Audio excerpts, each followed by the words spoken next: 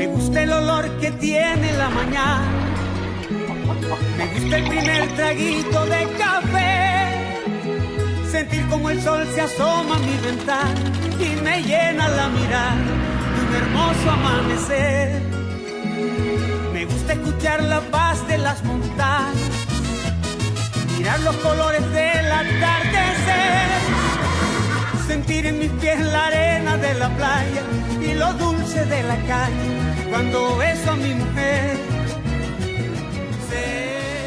Son muchos los ensayos que se han hecho en nuestro país buscando nuevos genotipos de ganado que sean capaces de producir mayor cantidad de carne y leche con animales adaptados a nuestro ambiente. Pero por el tiempo y esfuerzo que llevan estos trabajos, son pocos los que han culminado y menos los que han dado buenos resultados. Hoy en Agrotendencia conoceremos un trabajo llevado a cabo en el estado Zulia entre investigadores y ganaderos, utilizando razas poco conocidas en nuestro país.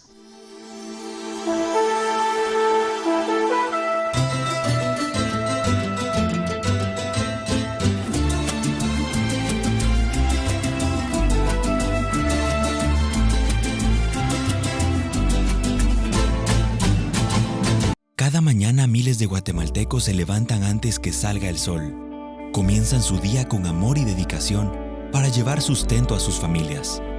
Son personas valientes, trabajadoras. Son el motor, el corazón de esta industria y quienes hoy tienen a su cargo nutrir tu bienestar y el de tu familia. Te hemos acompañado en tu hogar por muchos años. Y hoy que Guatemala nos necesita, nosotros no paramos. Un mensaje de los productores de lácteos guatemaltecos. Continuamos.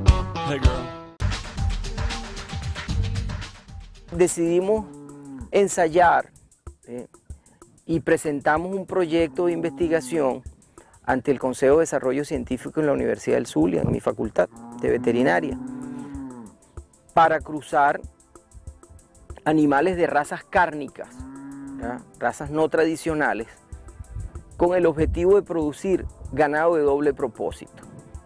Esto chocó bastante con los conceptos clásicos.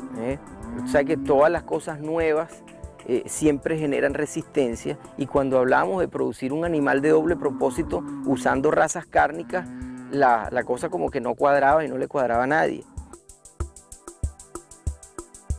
Las razas seleccionadas para este programa de cruzamientos fueron razas especializadas para la producción de carne norteamericanas y europeas, que tienen como denominador común un rápido crecimiento y desarrollo de los becerros en la etapa de lactancia, lo que indica que las vacas tienen que ser buenas productoras de leche. Cuando tú revisas el catálogo de las razas llamadas cárnicas, tú te consigues que hay un grupo de ellas que son de crecimiento acelerado y que son capaces de destetar becerros sobre los 300 kilos. Entonces nosotros dijimos, para que un becerro se destete de 300 kilos, la madre tiene que dar leche, porque el peso al destete es una consecuencia directa de la producción de leche de la madre. Y hay suficientes trabajos que demuestran que al menos hasta los 4 meses, entre el 40 y el 60% de la responsabilidad, por llamarlo así, de ese peso es de la madre. Entonces dijimos, ¿por qué no ensayar con esas vacas?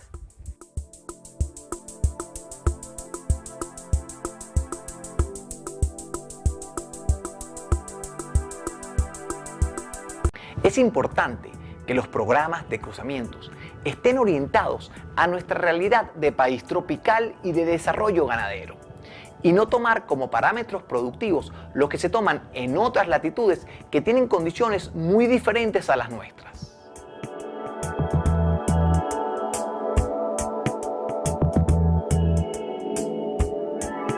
Las producciones de leche que se exigen en otros países para llamar a una raza lechera están muy por encima de lo que nosotros llamamos producción de carne.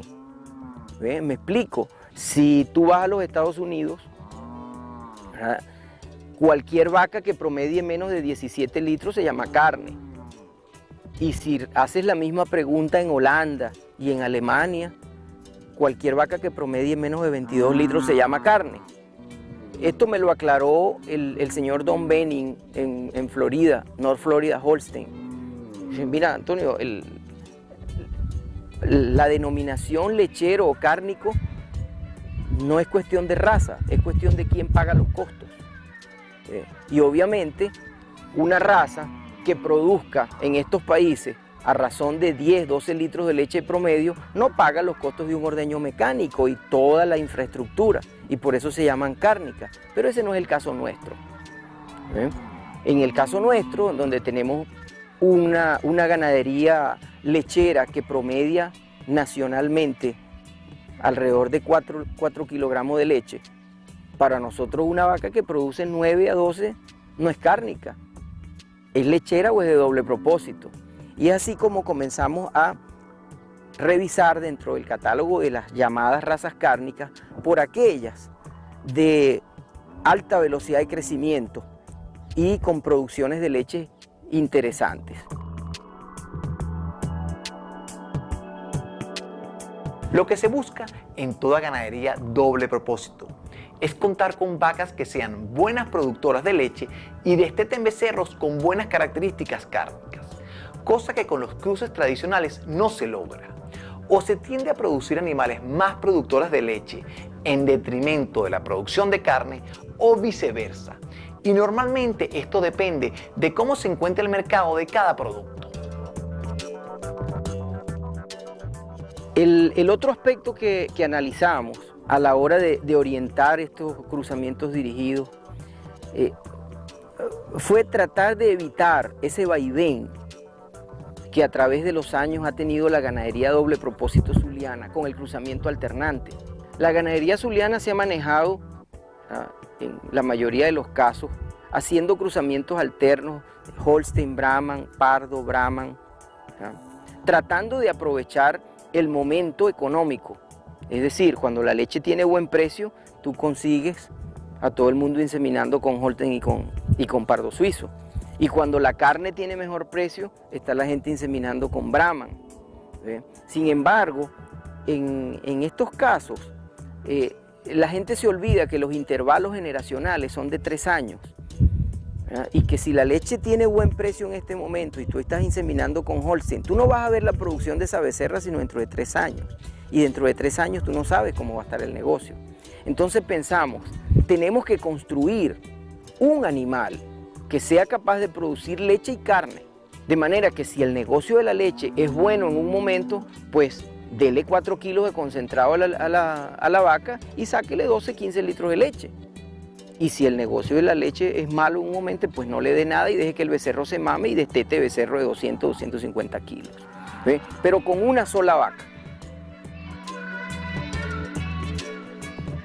En este trabajo se analizaron 8 genotipos diferentes, 4 cruces con las razas cárnicas y para hacer las comparaciones estadísticas se hicieron los cruces tradicionales entre Holstein, Pardo suizo y Brahman.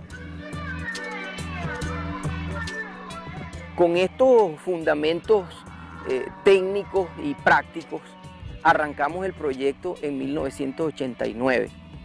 Contábamos con 600 hembras adquiridas como descartes en muchas fincas de la cuenca zuliana y el señor Paván pues, nos las permitió para iniciar estos ensayos. Obviamente los cruzamientos se practicaron de manera dirigida. Cuando digo cruzamiento dirigido, quiero decir, a ninguna vaca se le asignó un toro, ¿verdad?, sin considerar las posibilidades de adaptación de la cría. A ninguna vaca mestiza se le asignó un toro azul de Bélgica, porque sabemos de entrada que la cría va a tener problemas de adaptación, va a ser muy peluda. Y eso limita mucho el éxito de ese cruzamiento. Entonces, lo que hicimos fue clasificar todo el rebaño y le asignamos a las azul de Bélgica vacas Brahman que estuvieran por encima de 3/4 de sangre y en la mayoría pura. Asimismo al cimental alemán se le dieron vacas Brahman puras. A los Beefmaster se le dieron vacas mestizas porque él tiene Brahman en su composición, ¿ve? Eso permite cierta flexibilidad. Y al Limousin le dimos vacas Brahman puras. En el primer año de trabajo descartamos el Limousin. Aún siendo animales media sangre, Limousin Brahman, no botaban el pelo, animales sumamente nerviosos y en muchos casos enfermizos. En la fase predestete ya habíamos concluido que el Limousin no funcionaba. Usamos otros cruces, ¿ya?, para hacer las comparaciones estadísticas. Manejamos pardo suizo, Holstein y Brahman en sus diferentes niveles, media sangre, 3/4 y 5/8. De manera que en un momento nos conseguimos en la finca comparando 8 genotipos a la vez. Pero la inquietud que tenemos todos de mejorar de alguna manera la producción. En mi caso, mi papel de gerente de la empresa es buscar mejores condiciones, mejores resultados. Y es por eso que acepté de primera carrera probar con estas razas no tradicionales en busca de un mejor producto, de un animal que se adaptara mejor, que produjera mejor, que diera más rendimiento.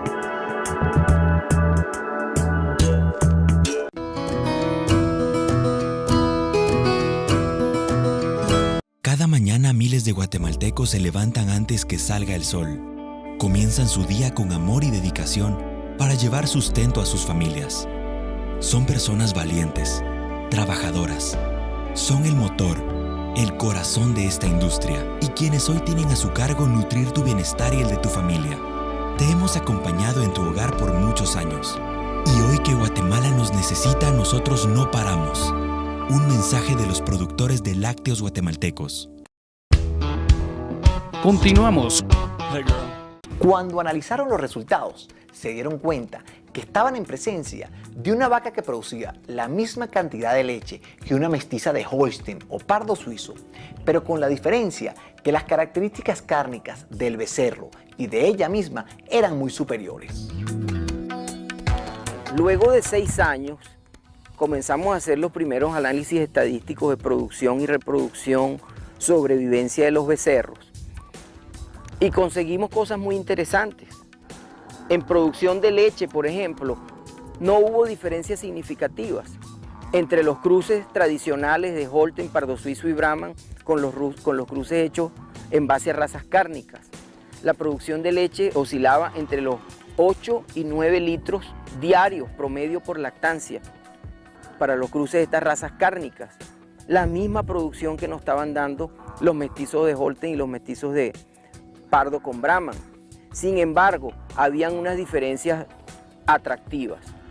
Los pesos de los becerros, los mautos producidos con las razas cárnicas eran obviamente muy superiores a los machos producidos con las razas lecheras. Mucha mejor conformación carnicera y algo aún más interesante, el peso adulto y peso de descarte de las vacas casi se triplicó en la finca. Nosotros pasamos de tener unas vacas que escasamente llegaban a los 400 kilos a vacas de 600 kilos. Estábamos entonces en presencia de una vaca de doble propósito, capaz de producir carne con su peso, carne con un macho que se ceba muy bien y una leche similar a la de los cruces tradicionales. Es lógico pensar que una vaca más pesada necesita mayores requerimientos para mantenerse y producir leche. Pero también es cierto que una vaca poco adaptada a nuestras condiciones necesita mucha energía para termorregularse, lo que le impide expresar todo su potencial lechero. Nosotros pudiéramos hablar de mayores requerimientos nutricionales para producir leche,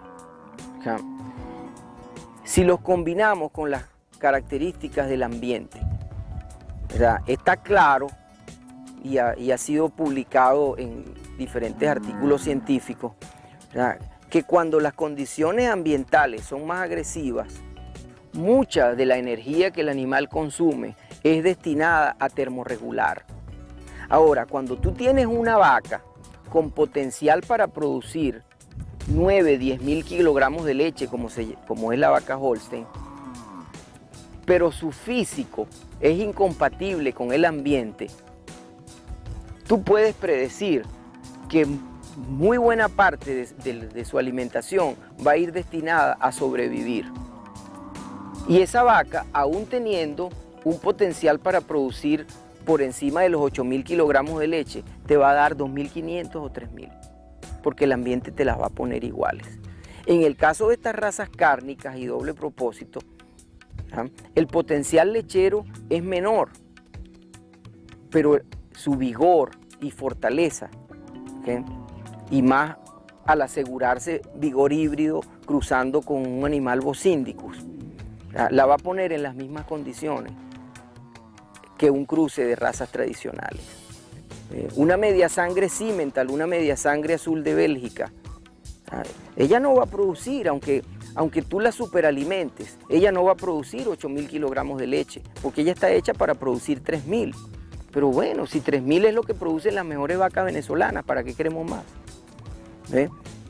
Si nosotros producimos 7, 8 kilogramos de leche por día con una vaca de 600 kilos, ya está. Ese es el trabajo. Es importante que este trabajo se realice en otros ambientes para poder concluir que utilizar cruces con estas razas cárnicas especializadas es una buena alternativa para producir carne y leche en condiciones tropicales. Con estos resultados que hemos tenido a lo largo de estos últimos 15 años, nosotros pudiésemos salir corriendo, ¿verdad?, a difundirlos a todas partes y a recomendarle a todo el mundo que haga lo mismo. Sin embargo, eso no sería prudente, ¿verdad?, porque nosotros sabemos que las interacciones genotipo-ambiente existen. Y el hecho de que estos cruzamientos no hayan funcionado en estos años, acá en esta zona, no implica que van a funcionar en todas las áreas de Venezuela con diferentes sistemas agroecológicos. Sin embargo, sí me gustaría enviar un mensaje a los colegas y ganaderos en el país, que es que hay que atreverse a ensayar.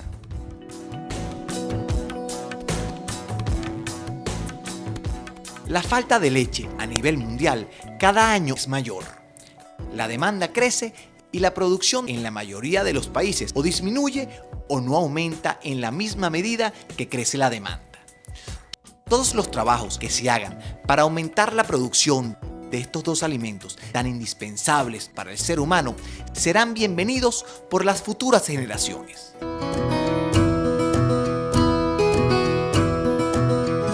Gracias al uso de genética elite, tecnología de precisión y manejos agronómicos respaldados en la información, la Catalina se ha transformado en los últimos años en una de las empresas líderes en agricultura en Argentina. Gustavo Casagrande, un verdadero especialista, analiza a continuación cómo maquinaria precisa, la información gestionada y trasladada en tiempo real y a distancia, ha revolucionado el sector agropecuario de nuestro país, permitiéndole a esta compañía alcanzar hasta 16 toneladas de maíz por hectárea.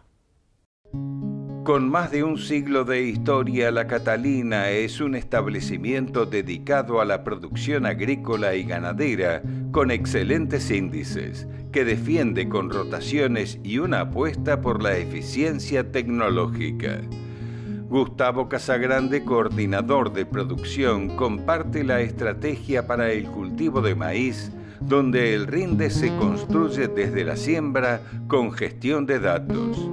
Estamos ubicados en norte de la provincia de Buenos Aires, sur de Santa Fe, concretamente en Diego de Alvear. La empresa se dedica a la agricultura y la ganadería. La agricultura ocupa los mejores suelos y en esa ocupación ha ido desplazando a la ganadería hacia los sectores inferiores del campo. La integración, la ganadería está ubicada, la cría precisamente, en los sectores inferiores, donde la capacidad productiva de una agricultura en esas situaciones es de un 30 o 40% con respecto al resto, con lo cual es una estrategia de poder producir terneros que después vienen al feedlot y nos permiten utilizar unas cuantas toneladas de maíz, que con eso por ahí es lo que estamos tratando de integrar, y fundamentalmente la idea es tratar de incrementar tanto el feedlot como el tambo para tratar de consumirnos la mayor cantidad de granos posible. ¿Y cómo han trabajado en la ambientación de los lotes según el potencial que cuantifican en las últimas campañas? La agricultura en los últimos 3 años, con los incrementos de lluvia y el ascenso de napas, la hemos cambiado del histórico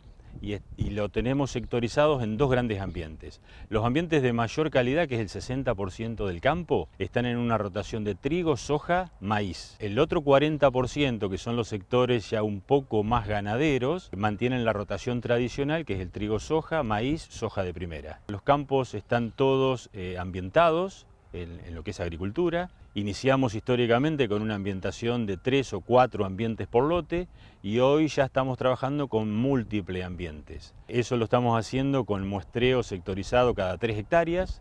Con eso pudimos diagramar perfectamente la variabilidad que tiene cada lote de nutrientes y poder aplicar la cantidad de nutrientes que queremos en cada sector, y a su vez en el cultivo que mayormente nos responde a esa ambientación, que es el maíz, poder determinar cuál es el híbrido ideal, la fecha de siembra ideal y la densidad que mayor respuesta nos genera a ese incremento de tecnología.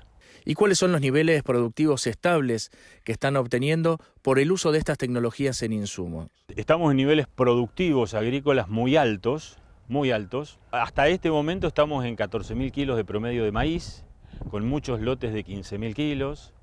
Estamos en un promedio de trigo de 5.400 kilos, 4.000 de soja de segunda, y la soja de primera, que hoy, como te decía, ocupa los ambientes por ahí inferiores, es un poco la más castigada y nos cuesta en promedio superar por mucho la soja de segunda. En soja de primera estamos en 4.500, 4.800 kilos. Lograr esos rendimientos de esa magnitud en gramíneas, que es por ahí la que más lo expresa, obviamente uno requiere toda una maquinaria adaptada, tipo de sembradoras y demás, que nos permitan hacer esa lectura de lo que queremos hacer. ¿Y qué herramientas digitales respaldan esta mejora marcada en la gestión de los ambientes? Tenemos 2 herramientas que estamos utilizando mucho, que es Taranis, para ver un poco todo el tema de la evolución de esos cultivos con NDVI, y hace 3 años que estamos usando FieldView, que es la herramienta que nos permitió tener en vivo y en directo no solamente el rendimiento de cada uno de esos lotes o de esos ambientes, sino a su vez ir viendo cada ensayo que tenemos, los rendimientos de los híbridos. Una vez terminado el lote, o sea, dejamos de hacer franjas, mediciones de franjas, sino que directamente ya nos trabajamos con el lote, y después lo que hacemos es analizar cada una de esas franjas que usamos como ensayo, y directamente, o sea, nos simplificó muchísimo el trabajo. Y ahora con una herramienta que incorporaron el año pasado, que son las imágenes de NDVI, por ahí en una misma plataforma, es como que tenemos todo. Es una herramienta que nos permitió hacer todo el seguimiento de esa agricultura, desde la siembra, la densidad, hasta la cosecha, desde una oficina que puede estar en el campo, en Venado Tuerto o en Buenos Aires. Las herramientas digitales permiten gestionar y lograr una mayor estabilidad en rindes para el sistema y la empresa. La densidad y fertilización variable son claves para alcanzar este resultado en cada uno de los establecimientos de Buenos Aires, Córdoba y San Luis. La tecnología la usamos en las 3 zonas. Lo que cambia por ahí son los híbridos, las densidades y los paquetes tecnológicos. En esta situación, para lograr a lo mejor 15.000 kilos, estamos trabajando con 86, 90.000 semillas de determinados híbridos. Ejemplo, 7270, 7220, que es otro material que nos funciona muy bien de ciclo más corto, con el cual iniciamos la cosecha. Y cuando vamos desplazando hacia el oeste, bajamos ese paquete tecnológico, son densidades un poco más bajas, con rendimientos muy buenos. O sea, en zona de Vizcachera, Jovita, o sea, tenemos rendimientos de 12.500 a 14.000 kilos de maíz temprano. Y ya cuando nos desplazamos a San Luis, La tecnología de uso es la misma, pero ya estamos trabajando con materiales más defensivos. En ese caso usamos 6910, que es el material con el que pudimos reemplazar al viejo 670, que era un material que nos funcionaba muy bien, con densidades ya muy bajas. En San Luis estamos usando densidades de entre 40 y 55.000 plantas, para lograr rendimientos de entre 6 a 8.000 kilos. Hace años que están seleccionando híbridos de Calva, alcanzando resultados más que positivos. ¿Qué materiales y beneficios cuantifican en su genética y tecnología defensiva, principalmente contra plagas y malezas? Con Decal venimos trabajando hace muchos años. Sí es cierto que en los últimos 5 años hemos llegado a usar el 90% de sus materiales, y las ventajas que tenemos con ellos es, primero, la potencialidad de sus híbridos, que como cualquier híbrido uno los debe conocer, debe saber en qué ambientes ponerlos, qué densidades colocar y demás. El segundo punto que para nosotros es muy importante es la resistencia a mal de río cuarto, la alta tolerancia a mal de río cuarto, que no aparece nunca, pero cuando aparece generalmente genera dolores de cabeza. Y después la variabilidad genética que a nosotros como empresa nos permite a través de un proveedor poder tener los materiales para ubicar en las distintas zonas y los distintos ambientes. El otro 10%, bueno, está en otras empresas, que por ahí es Nidera, con el 7761, que también nos funciona muy bien, y por ahí Syngenta, que de a poquito va entrando con el 897, que es un material que por ahí lo venimos viendo como que viene apuntando bien. Gustavo, ¿y cuál fue el híbrido que presentó la mejor performance esta campaña? El mejor híbrido que probamos en esta campaña para nosotros fue el 7270, que tuvimos dentro del campo más o menos un 20% de la superficie con rendimiento cerca de 15.000 kilos. Dentro de esos rendimientos tan altos, el 7270 fue el material que exploró rendimientos superiores entre un 5 y un 7%. Creo que dentro de los materiales es uno de los que más nos gustó. De todas maneras, es un material nuevo, seguimos evaluándolo y seguimos con nuestro fuerte, que es el 7210 y el 7220 y 7320 todavía lo seguimos usando. Son todos materiales con tecnología BT Triple Pro. Para Casagrande, el éxito de la campaña está motivado por producir de manera sustentable, en equipo y con planificación en largo plazo. La estrategia en este campo, el 90% del maíz es de siembra temprana, solamente el 10% es de siembra tardía, y esa siembra tardía está dirigido a sectores más ganaderos del campo. En ese 90%, depende del año, del ciclo de niño o neutro o niña, uno apunta a los paquetes tecnológicos para distintos rendimientos. Estos últimos años, nuestro paquete tecnológico estuvo apuntado a rendimientos de 16.000 kilos en los mejores ambientes, y por ahí a rendimientos de 10 o 11.000 kilos en determinados lotes en ambientes inferiores. Para zona de sur de Córdoba, el paquete tecnológico es 14.500 en los buenos sectores con napa, y a lo mejor estamos en 10.000 kilos en los sectores inferiores. En ese campo, la distribución del maíz es 50% de maíz temprano, 50% de maíz tardío. Y cuando nos desplazamos a San Luis, el 100% del maíz es tardío, lo ubicamos entre el 25 de noviembre y el 10 de diciembre, tenemos una ventanita bastante chica y adaptamos obviamente para el híbrido que te comentaba anteriormente, que es un híbrido que lo vemos como muy defensivo, y un paquete tecnológico para poder lograr esos 6-7 mil kilos de promedio, que es con el rendimiento que nos sentimos conformes en aquella zona.